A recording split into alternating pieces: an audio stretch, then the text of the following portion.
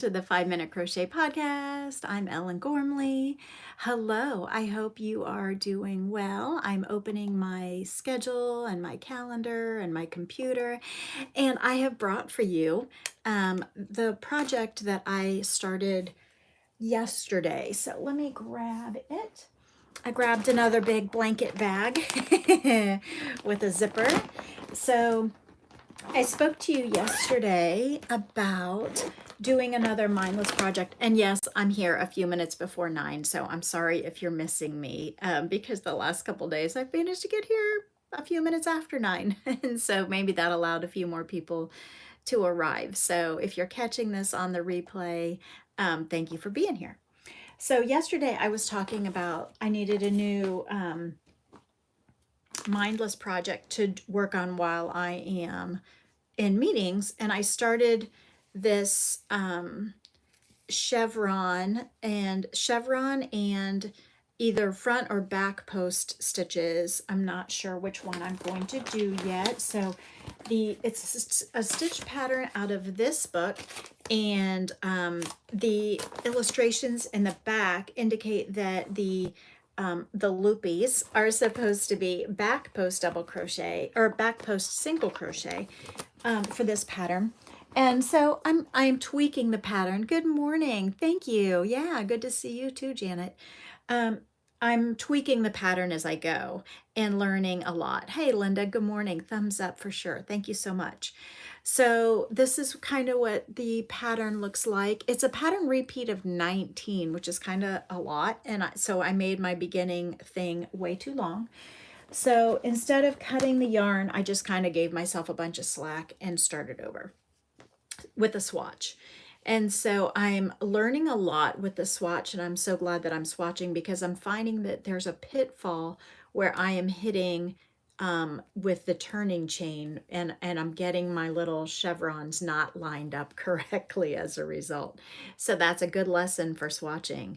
The other lesson that I've learned is if I want to turn this into a baby blanket, there's this row here is double trebles. Is it double trebles? Yeah, 3 yarn overs, double trebles here. And if I want it for a baby blanket and I don't want baby fingers to poke through, then I'm going to need to adjust that row in some way. So I'm thinking one of the things that I could do is make the row shorter, which part of the appeal of this pattern, I think, is this nice flat layer of stitching here. So I could make those stitches shorter so there's less finger poke through, or I was thinking that I could turn these into linked stitches.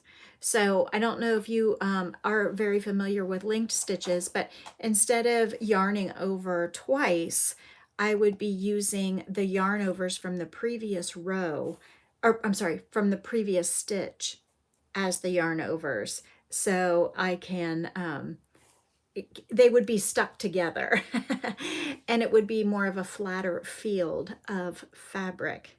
That's hard to say, instead of having it poking through. So tell me what you think about that. Do you like linked stitches? If you saw a pattern and you wanted to do it, but then you saw that it gave linked stitches, would that scare you away? If I said you can do linked stitches as shown, or if you'd prefer not to do linked stitches, just do double trebles.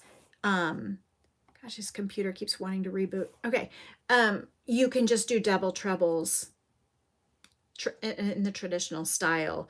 Would that make it more palatable? Does it matter to you? Or would you say, ooh, linked stitches, I don't get to do that very often. I'm going to do that pattern for sure.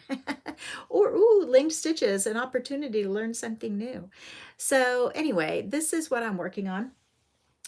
I'm thinking about blue, and then blue is the main, this blue is the main color. And then this skinnier row in here, I'm thinking about alternating either white for nautical, white and yellow for nautical, or even this maroonish, where is it? this maroonish color, and it almost makes it look like kind of rugby. An interesting idea. You've only used link stitches a few times, and the fabric would be more dense. It would be more solid in terms of not being able to put your finger through it, but not thick as in squishy, dense, like if you step on it, it's not going to feel like a floor mat. You know, it's still going to be a thin fabric. And my computer's doing some weird things, so this is kind of scary. I hope I didn't hit the wrong button and I'm like crashing. So that would just be great. So if I add this this color to it, I don't know if that is kind of like a throwback to the 80s and makes it feel like a rugby shirt. Anyway, so we'll see. I'm still playing around with the swatch. I think that no matter what I do, I'm going to... Good morning, lovely and interesting. When you made a blanket for your newborn niece, you purposely used a pattern that would give her... I couldn't read fast enough. I do like holes for babies so they can breathe through them. If they get the blanket caught over them. Now, of course, you don't want to leave a blanket over a newborn who doesn't have the ability to pull a blanket off of themselves. So always supervise your babies. But anyway, linked stitches. Her parents never said that was a problem. Okay, good to know. Good to know. I don't really worry about it too much. I've never had anybody complain that their baby's fingers got pushed through. And if anything, the holes here are tighter than the holes in this section. So maybe that's the section I should be worrying about. Anyway, I am going to keep playing with this.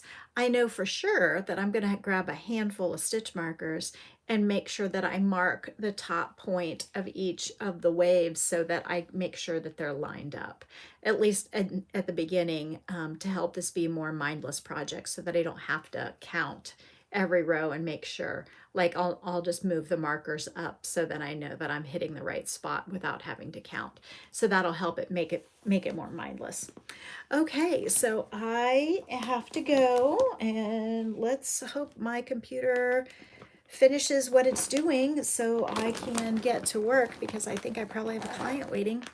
And I will talk to you a few minutes before 9 tomorrow. I think. Can't see my computer to tell you for sure. I'm pretty sure it's a few minutes before 9 tomorrow. If not, hang out and I'll be there a few minutes after 9 if my 9 o'clock cancels or falls through or there's not one there. Okay? Thanks for your time. I look forward to seeing you tomorrow. Have a relaxing and valuable use of your day. Bye.